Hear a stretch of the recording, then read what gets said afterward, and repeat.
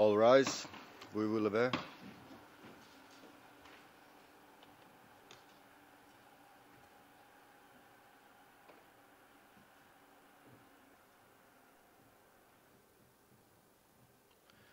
The International Criminal Court is now in session. L'audience de la Cour pénale internationale est ouverte. Please be seated. We use a swap.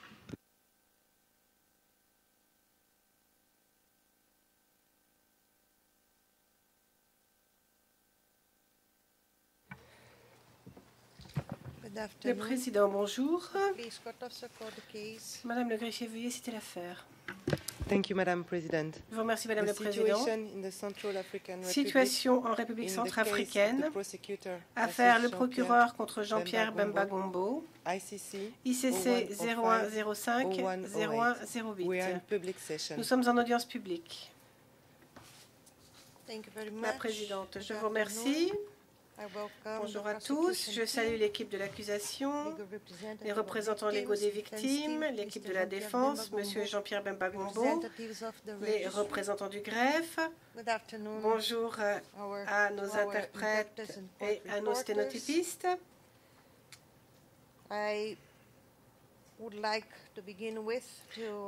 Tout d'abord, j'aimerais donc demander aux participants de se présenter et de présenter leurs équipes. Et je commencerai par l'accusation. Bonjour Madame le Président, bonjour honorable juge.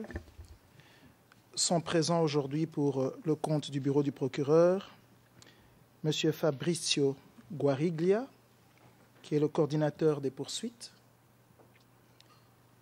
Monsieur Massimo Scagliotti, substitut du procureur, Madame Oreja Balaguer, substitut du procureur, Madame Sylvie Vidina, gestionnaire du dossier, et moi-même, Jean-Jacques Badibanga, substitut du procureur. Je vous remercie.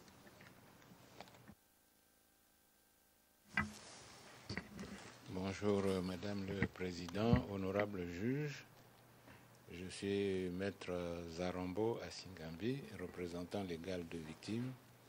Ma consoeur, Maître Marie-Edith Douzima Lawson, s'est excusée. Elle est souffrante. Et à mes côtés, j'ai Mademoiselle Karine Pinault, gestionnaire de dossier, assistante juridique, ainsi que Madame Virginie Roche, gestionnaire de dossier et assistante juridique également. Le président. Maître Haynes. Your Honor, Mesdames les juges, Monsieur Bemba aujourd'hui est représenté par moi-même, Peter Haynes. Je suis aidé par Maître Kate Gibson, Natacha Lebindre, Cécile Lecol et Cindy Josserand.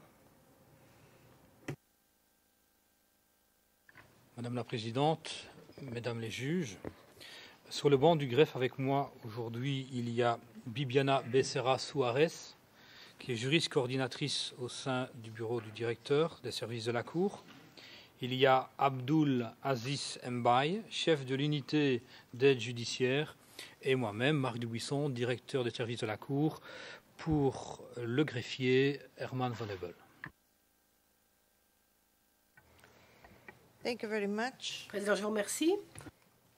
Nous sommes donc réunis aujourd'hui pour une conférence de mise en état publique qui a été organisée suite à la décision de la Chambre 2907 en date du 27 novembre 2013. Le but de cette conférence de mise en état est d'aborder l'impact éventuel de l'affaire ICC 0105-0113 sur notre affaire. Premièrement, premier point à l'ordre du jour, il s'agit de la représentation légale de l'accusé, M. Jean-Pierre Bemba Gombo. La Chambre comprend bien quel est son devoir Elle doit s'assurer que les droits de M. Bemba sont parfaitement respectés, surtout en application de l'article 67.1 B et D du statut de Rome. Donc, les droits fondamentaux de l'accusé comprennent le droit de mener sa défense par le biais d'un conseil juridique de son choix et le droit de communiquer librement et confidentiellement avec ce dit conseil. De ce fait, étant donné ce qui s'est passé le week-end dernier, la Chambre a été informée hier par le greffe que M. Bemba avait décidé de libérer messieurs Aimé Kilolo Musamba et Jean-Jacques Maganda Kikomoko de leur mandat en tant que conseil principal et gestionnaire du dossier de son équipe de défense. De plus, la Chambre a été informée qu'il y avait une proposition qui avait été faite au greffe et que le co-conseil deviendrait conseil principal et que Mme Gibson, qui a toujours fait partie de l'équipe de la défense depuis le début du procès, deviendrait, elle, co-conseil. La Chambre remarque d'ailleurs que ceci permettrait d'assurer une continuité au sein de la défense de M. Bemba. La nouvelle composition de l'équipe de la défense serait la suivante. Maître Peter Haynes, qui serait conseil principal. Maître Kate Gibson, co-conseil. Monsieur Genaël Métro en tant que conseiller juridique. Madame Natacha Lebindre, gestionnaire du dossier, et Mesdames Cécile Lecole et Cindy Josserand seraient assistantes du gestionnaire du dossier. La Chambre aimerait donc savoir de la part de M. Bemba s'il s'agit bien de sa propre décision. Donc, M. Bemba, je vous demande de dire à la Chambre s'il s'agit bien de votre décision. Vous confirmez donc que vous voulez poursuivre votre défense avec l'équipe telle qu'elle est maintenant établie.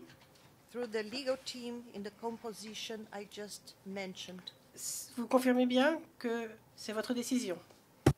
Madame la Présidente, je vous remercie de me donner la parole. Madam President, thank you for giving me the floor. I'm slightly surprised. Can you give me a moment for me to consult with Mr. Haynes?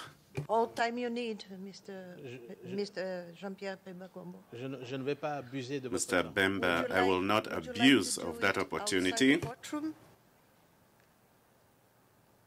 Non, Madame la Présidente, je peux le faire. Bemba, no, Your Honor, I can do it here. Thank you.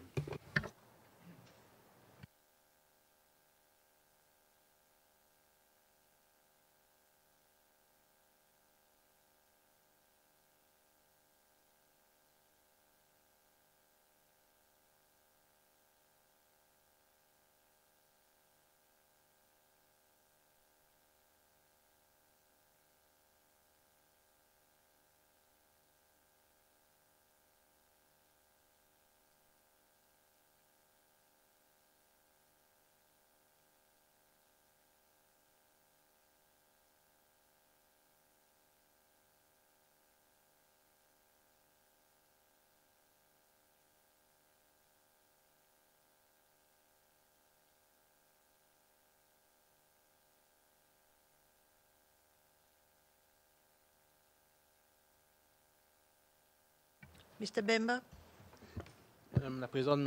Bemba, thank you, Madam President, for giving me the floor again. I would like to reassure you that given the upheavals that took place during the recent days, I did not yet have the opportunity to discuss, I think, with Maître Kilolo, who is legal counsel. I don't think that it would be honorable or appropriate to take this decision today without having discussed with him. If you allow, Madam President, I will have the opportunity later to speak with him and then come back to you with a result as quickly as possible. And I would like to reassure you that the intention is not to delay the proceedings.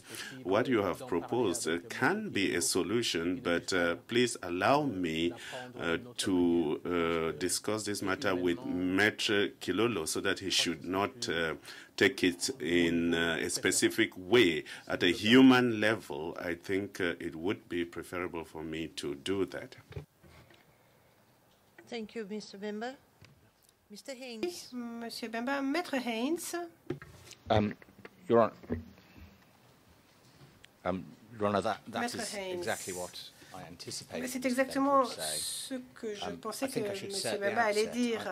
Je dois dire d'ailleurs que je comprends bien que cette audience a été organisée au dernier moment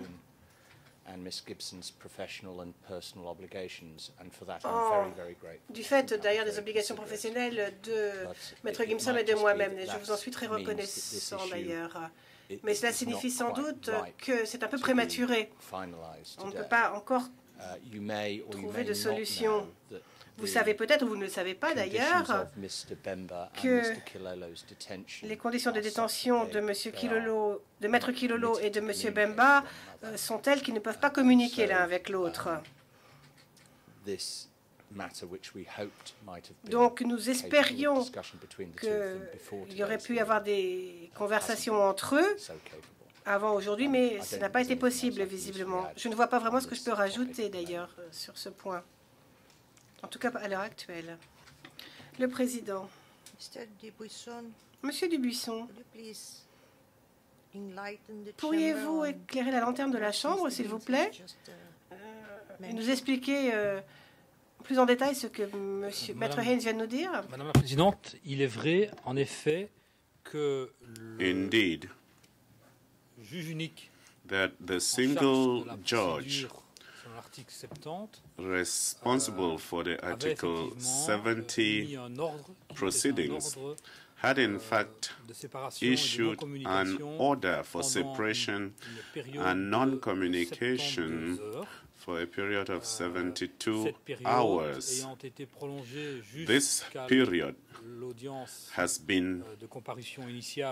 had been extended right up to the initial appearance yesterday, and then further extended again up until this morning. And an order from the same judge was issued this morning authorizing contacts in the detention center, but which should be actively monitored. I do not want to give any further information because we are in open session.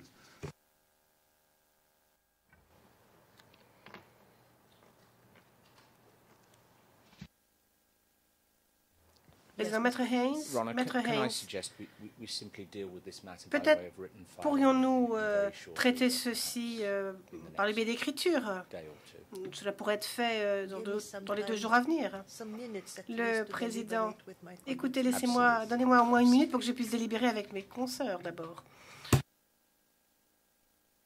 Tout à fait, je vous présente mes excuses.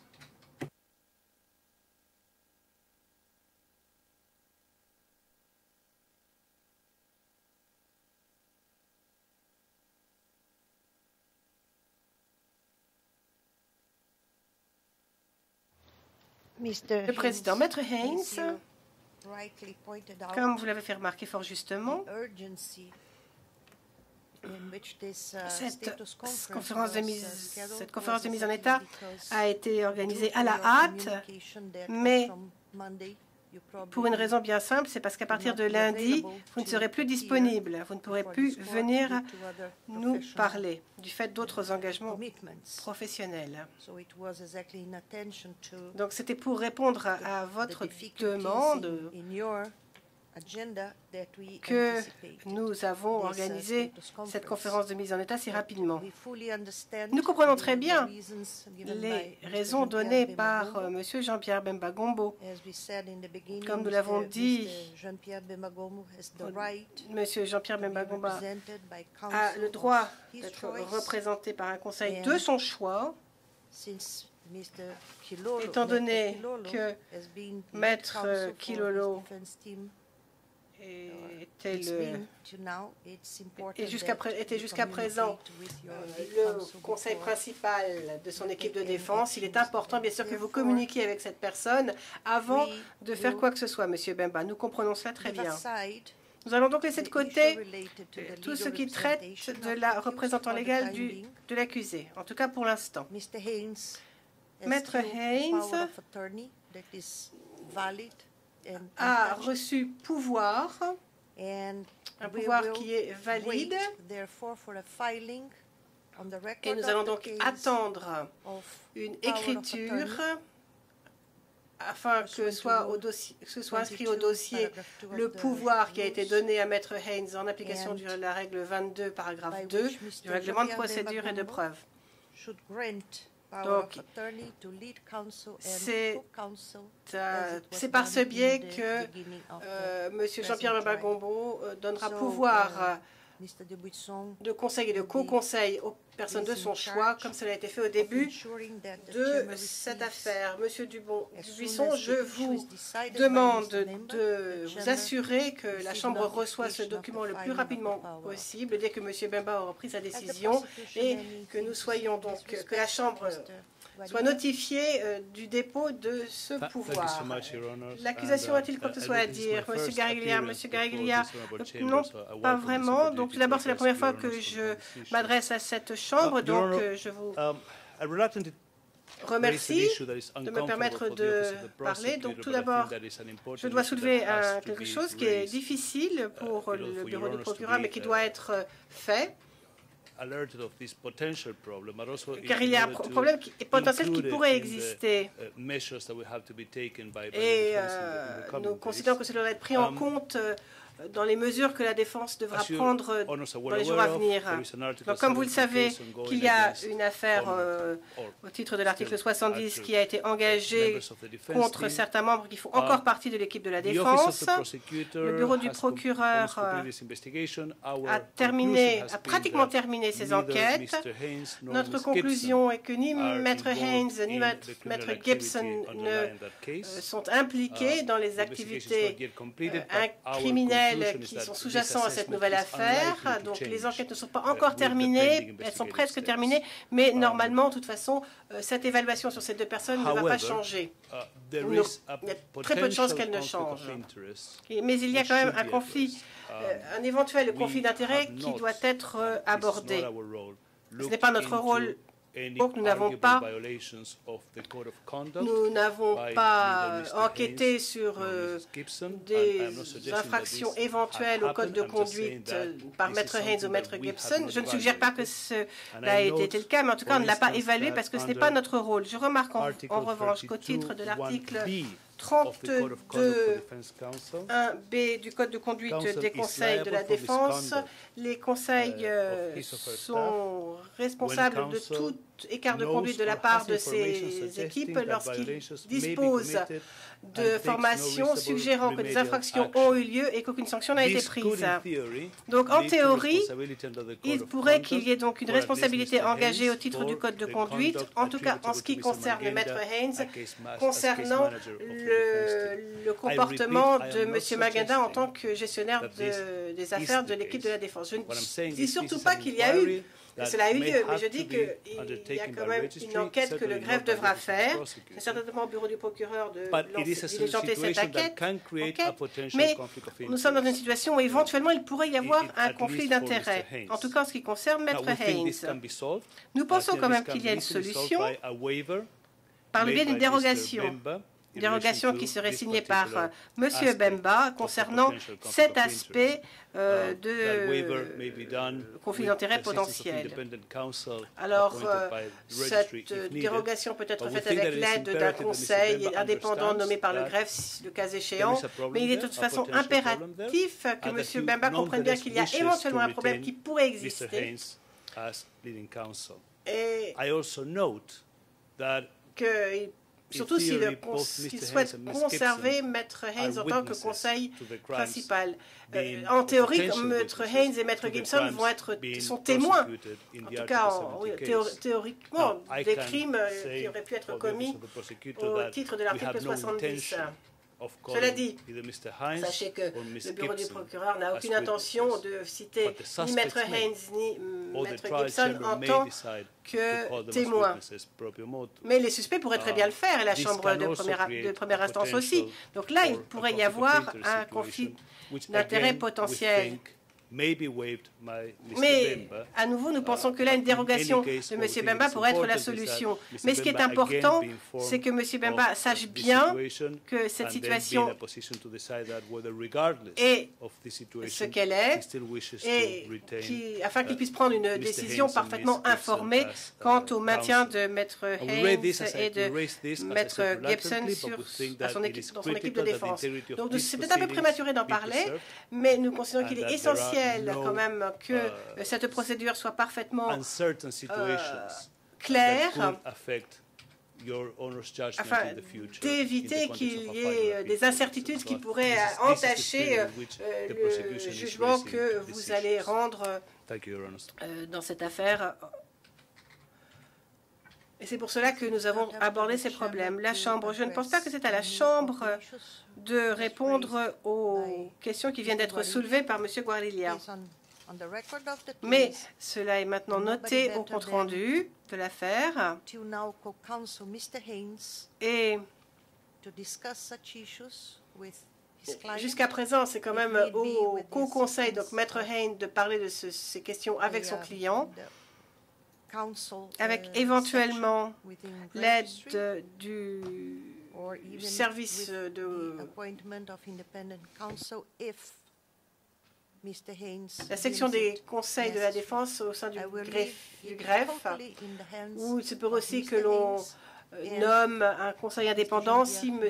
Haynes considère que c'est nécessaire. C'est de toute façon à M. Haynes et à M. Jean-Pierre Gombault de parler et d'aborder ces sujets qui ont été soulevés par M. Guariglia. À moins que M. Haynes veuille répondre tout de suite. M. Haynes, non, je vous remercie. Le Président, je vous remercie.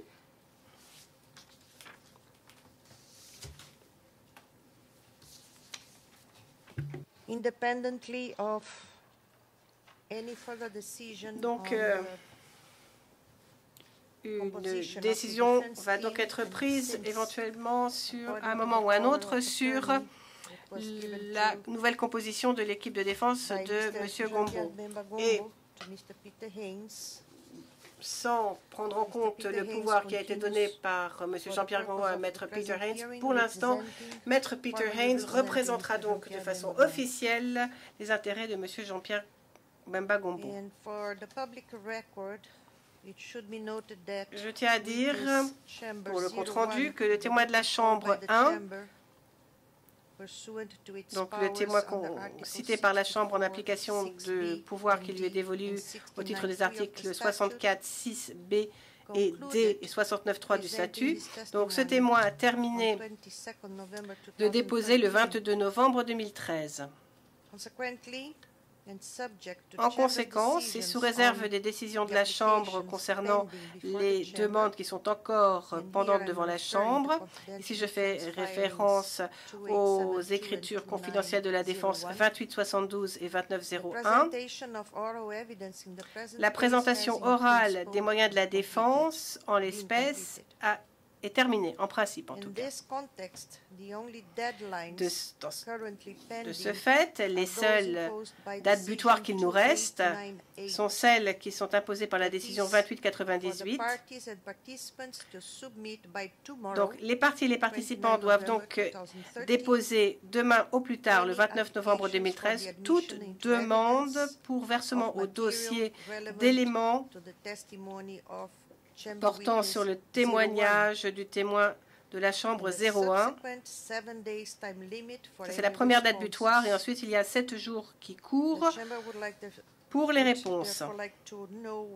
La Chambre aimerait donc savoir si l'équipe de la défense actuelle, telle qu'elle est composée, étant donné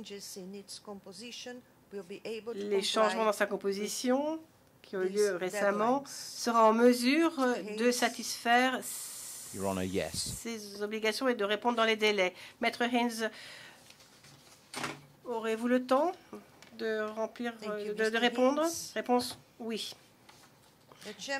Le président, je vous remercie, Maître Haynes.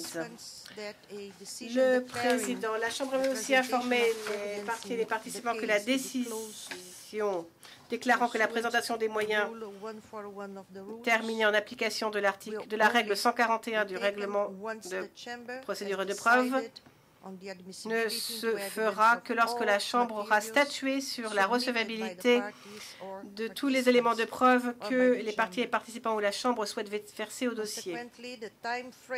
En conséquence, les délais tels qu'ils ont été établis dans la décision 2731 du 16 juillet 2013 concernant le dépôt des mémoires en clôture des parties et participants ne commencera qu'au jour où la Chambre aura rendu sa décision déclarant que la présentation des moyens des deux parties sont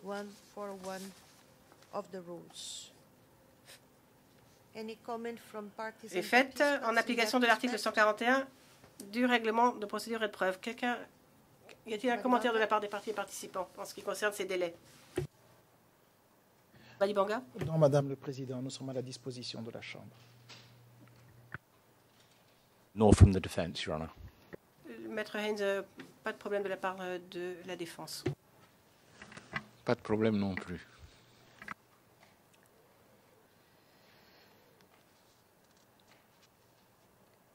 Le président. Maître Haynes, la Chambre a été informée, Maître Haynes, que vous ne seriez pas disponible pour assister à des audiences pendant le mois de décembre 2013. La Chambre souhaiterait que vous indiquiez si cela peut avoir des répercussions sur les échéances essentielles et possibles, en ce qui concerne le dépôt d'écriture qui pourrait être dû pendant cette période. Réponse de Maître Haynes, non, Madame le Président. Le Président, merci, Maître Haynes.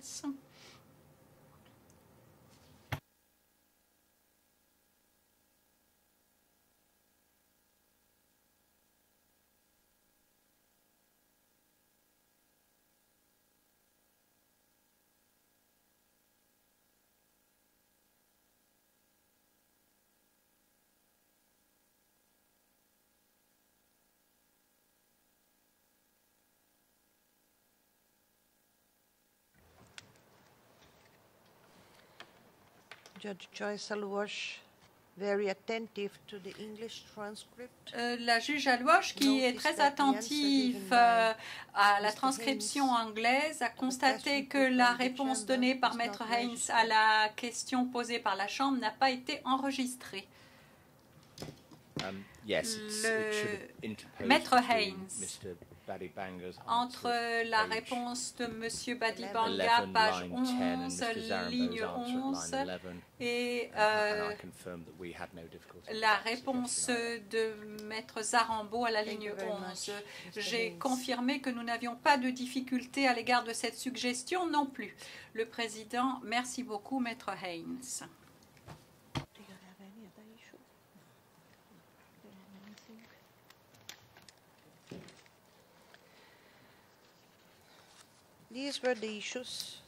Eh bien voilà les questions que nous voulions évoquer dans le cadre de cette audience de mise en état. La Chambre demande maintenant aux parties et aux participants si elles souhaitent soulever d'autres points avant que nous levions la séance. Je commence par l'accusation. Merci, Madame le Président. Je voulais simplement référer à une décision que la Chambre a rendue le 26 avril 26th of April 2013. This was a confidential ruling, ex parte, for the OTP and the registry. In that decision, the bench encouraged us, I'll read the English,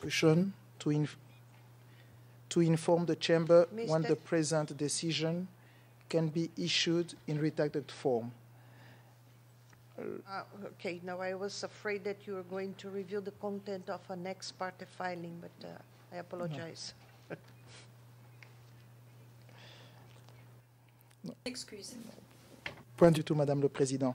Je voulais simplement signaler qu'il nous semble que les circonstances actuelles justifieraient que ce document soit mis à la disposition des parties, donc qu'il soit reclassifié confidentiel pour les parties.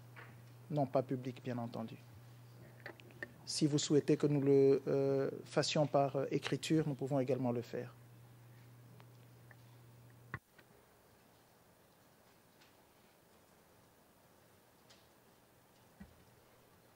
Le Président, la requête est inscrite au procès-verbal. Je ne crois pas qu'il soit nécessaire que vous déposiez une écriture à ce sujet. Ma question est la suivante. L'accusation souhaite faire reclasser ce document comme confidentiel sans expurgation.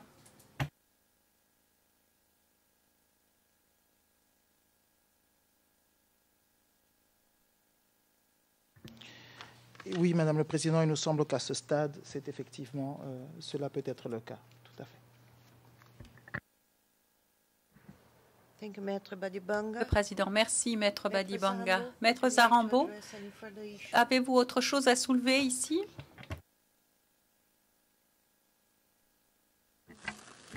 Je n'ai rien de spécial, Madame le Président, sauf que je suis peut-être un peu perplexe quant aux répercussions éventuelles de la procédure de faux sur la suite de la procédure et sur ce que nous allons mettre dans nos conclusions.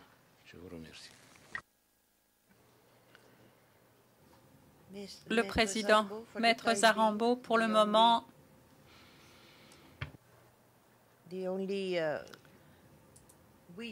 le seul souhait de la Chambre, c'est que les parties et les participants respectent les délais déjà fixés pour la présentation des éléments de preuve et pour leur réponse éventuelle si nécessaire. La Chambre ne saurait anticiper sur une autre question, quelle qu'elle soit,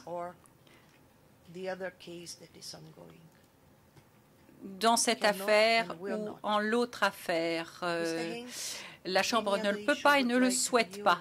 Maître Haynes, est-ce que vous souhaiteriez évoquer une autre question devant la Chambre? Est-ce que vous avez aussi une question à soulever en session ex parte ou à huis clos partiel? Maître Haynes, à ce stade, nous n'avons rien à évoquer ici. La situation évolue au jour le jour et nous informerons la Chambre de toute difficulté qui pourrait se poser dès que ce sera le cas. Mais pour le moment, rien du tout. Merci.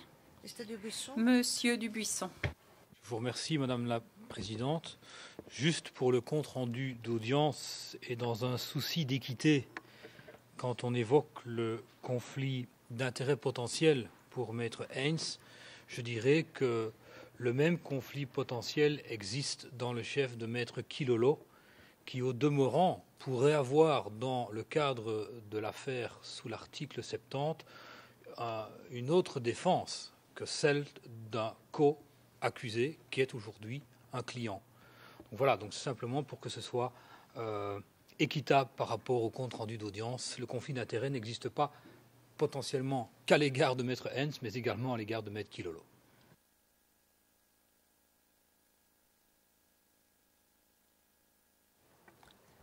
Mr. Haynes, defense always has the last word. Le président, Maître Haynes, la défense a toujours le dernier mot. Y a-t-il autre chose à dire devant la Chambre avant que nous levions la séance? Maître Haynes, non, merci.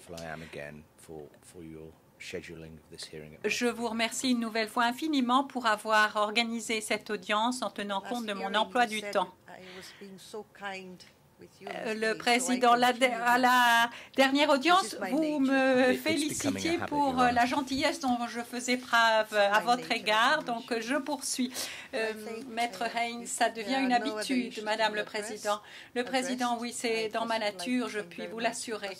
Eh bien, s'il n'y a pas d'autres questions à évoquer, je voudrais remercier l'équipe de l'accusation, les représentants légaux des victimes. J'espère que Maître Douzima Lawson n'est pas gravement malade et qu'elle va nous rejoindre rapidement. Je remercie aussi les représentants de la défense, les représentants du greffe. Merci beaucoup, Monsieur Jean-Pierre Bemba-Gombo. Merci beaucoup à nos interprètes. Merci, Madame le Président. Merci à nos sténotypistes. Je lève la séance.